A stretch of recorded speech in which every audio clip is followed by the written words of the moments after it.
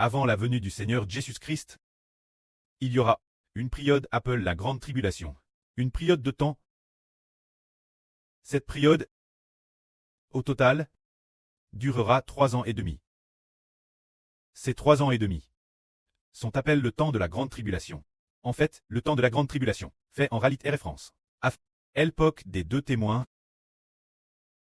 Alors, ce moment tel, le Seigneur Jésus-Christ enseigne que, lorsque la Grande Tribulation viendra, nous serons trahis par les gens. Ce moment tel, des frères trahiront des frères, et des parents nous trahiront aussi. Ainsi, parmi nous, beaucoup d'enfants, beaucoup de gens seront jetés en prison, persécutés, par toutes les nations, et emmenés captifs.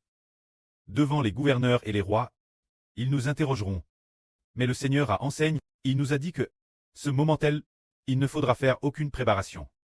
Se dire que lors de l'interrogatoire ou de l'arrestation, c'est de Dieu, selon la volonté du Seigneur, c'est de dire qu'il veut que nous, lorsque nous serons et interrogués, puissions pour le Seigneur Jésus-Christ rendre témoignage.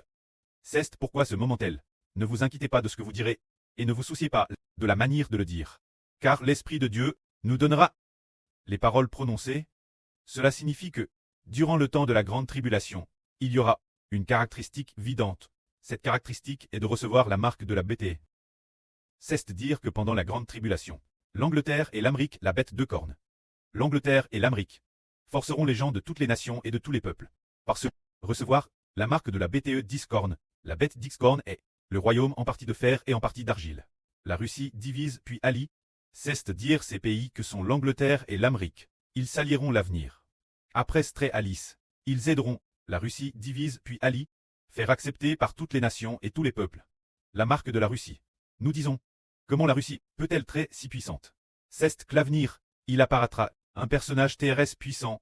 La Russie ne tardera pas se diviser, elle se divisera en 10 pays. Mais après cette divise, ils se diviseront, et environ 10 ans plus tard, ils s'uniront. 10 ans après la division. Divise et fragment.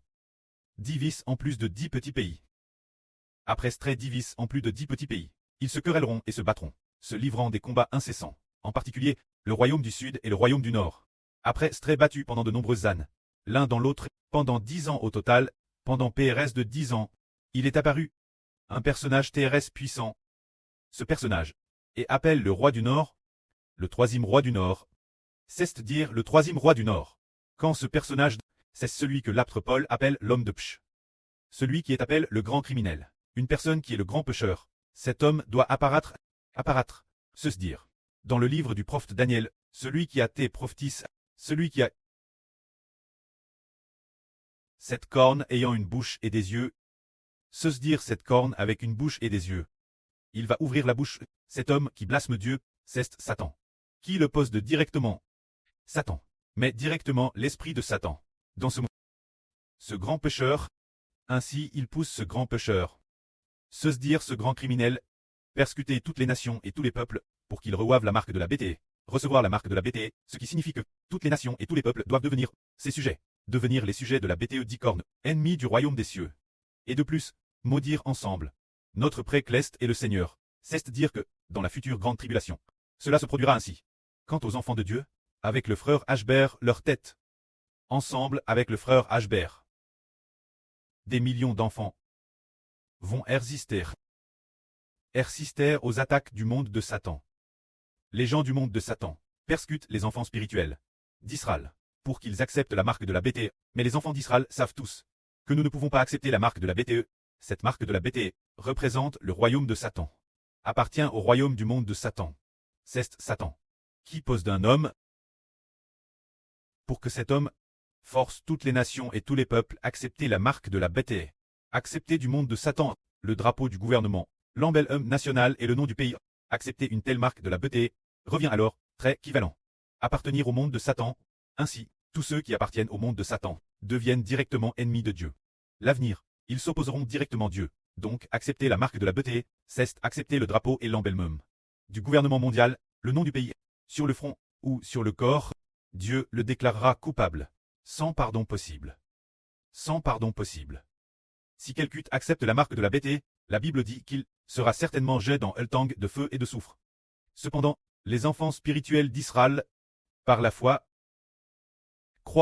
ils croient en ce que le frère Ashbert a prophétisé concernant le royaume des cieux, a prophétisé sur le royaume de Dieu, disant que le royaume de Dieu viendra sûrement, Jova, le précleste Jova, et travers son Fils, notre Seigneur Jésus-Christ, nous sauvera. Il nous suffit de persévérer jusqu'à la fin de la grande tribulation, pour très victorieux. Ainsi, de TRS, nombreuses personnes ont cru aux enseignements du frère Ashbert, et ont cru aussi ce que le frère Ashbert a dit, que le royaume des cieux va descendre, le Seigneur Christ veut nous sauver. Alors beaucoup de gens, PRF traitus par les gouvernements du monde, PRF trop persécutent, plutôt que d'accepter la marque de la BT, et ainsi, cette grande tribulation venir. Mais le Seigneur Christ nous a enseigné, si nous persévérons juste la fin, sans adorer la beauté, madame juste la mort, et sans accepter sa marque, nous obtiendrons sûrement la vie éternelle. Il a aussi dit, cette bonne nouvelle du royaume sera prêche dans le monde entier, pour servir de témoignage toutes les nations.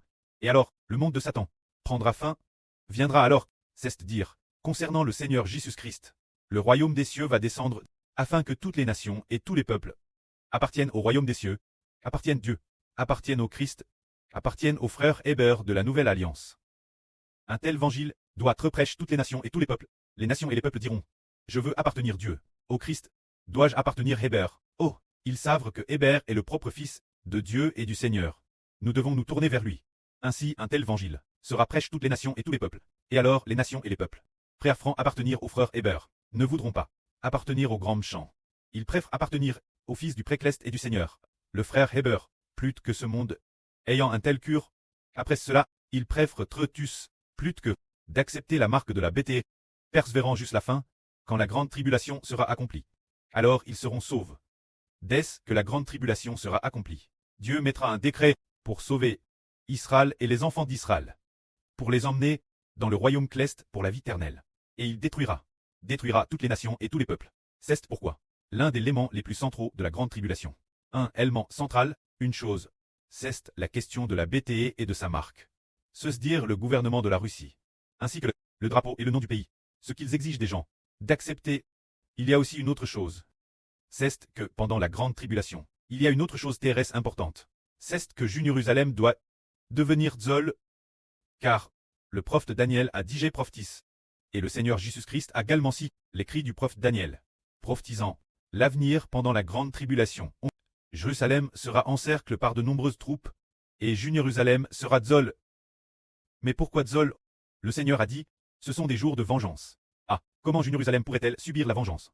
Alors qu'elle était clairement l'ancienne capitale de Dieu, la ville sainte du précleste, et que le temple du précleste était aussi Jérusalem. Pourquoi est-ce une vengeance?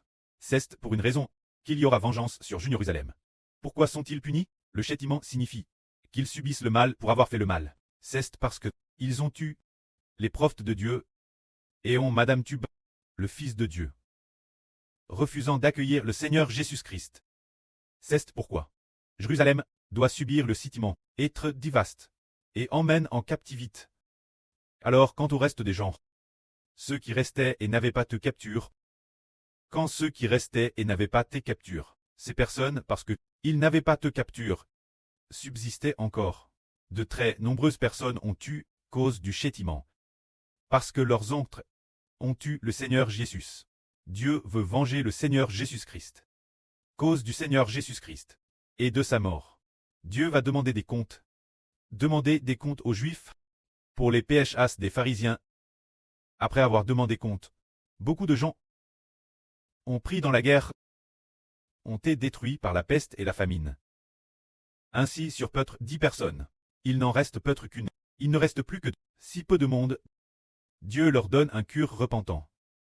Ce moment-tel, ils ont accueilli le Seigneur Jésus.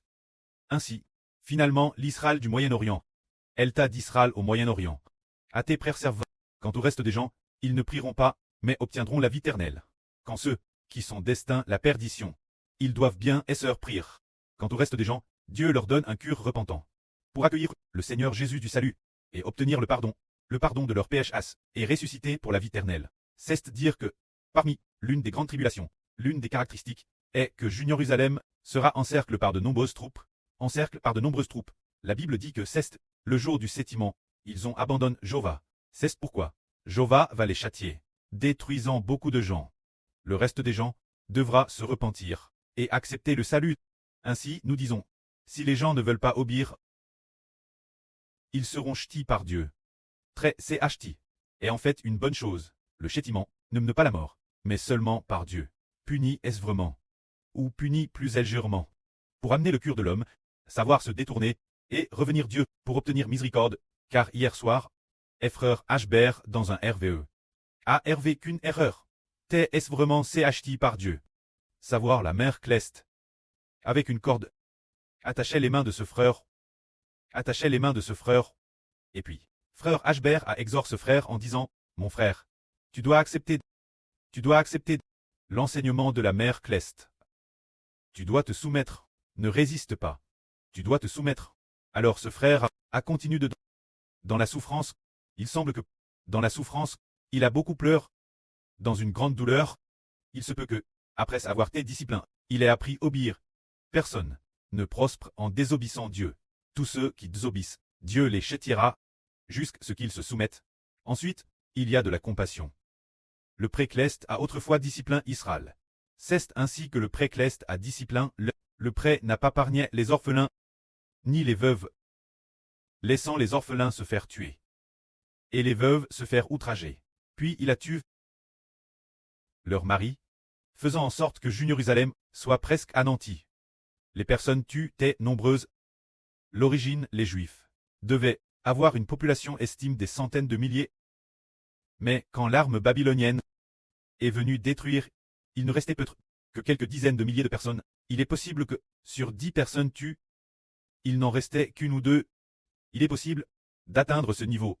Alors, ceux qui restaient ont été emmenés captifs Babylone.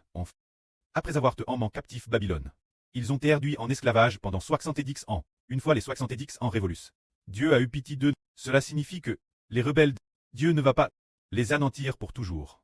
Mais il sauvera plus de certaines personnes. Le pré-Cleste Jova a ainsi infligé une telle discipline. Alors nous, son groupe d'enfants, si nous pouvons l'accepter, nous devons accepter la discipline et nous soumettre l'autorité de Dieu. Car, si tous ceux qui désobéissent ne peuvent pas prospérer, très discipliné par Dieu est aussi une bonne chose. Si travers la discipline, n'a un cœur qui sait se soumettre l'autorité et qui craint Dieu, alors il obtiendra miséricorde. Ok, car la Bible dit, la crainte de Jéhovah est le commencement de la sagesse. Le pré-Cleste veut travers le raffinage, travers les tribulations, les souffrances, discipliner son peuple. Ainsi, dans la discipline, dans la souffrance, après avoir appris à obéir, on obtient le salut. Alors, comme le frère Chibo vient de le dire, Israël au Moyen-Orient, Dieu va aussi utiliser de grandes tribulations pour les discipliner, mais il n'anéantira pas tout le monde. Il détruira la majorité des gens et laissera un petit reste. Quand ceux qui resteront, ils auront des éleveurs purs et ne seront plus rebelles dans leur esprit. Ils ne se rebelleront plus, mais au contraire, ils auront un cœur obéissant et obtiendront miséricorde. Alors nous comprenons que la discipline de Dieu n'est pas celle des hommes. Quand le frère Chibo était jeune, par le préadoptif charnel, peut-être le préadoptif, ou peut-être le pré-biologique, l'avenir Hbert a compris que lorsqu'il corrigeait le frère Hbert, il utilisait un fouet, utilisant ce petit béton de bois, pour lui donner des fesses. Et puis, ce n'était qu'une légère douleur. Après une demi-heure, cela ne faisait plus mal. Mais la correction de Dieu, n'est-ce pas ainsi? Et madame, une correction telle qu'elle nous rend incapables, face à cette immense souffrance, parce que le pré-Cleste a aussi dit Hbert que dans la souffrance, il bitit Israël, et bitit aussi ses membres. Pour nous corriger, le pré-Cleste va utiliser de grandes tribulations, nous prouver par de grandes tribulations, afin que nous ayons un cœur d'obéissance et de crainte. Que la gloire soit auprès et au Seigneur. Amen.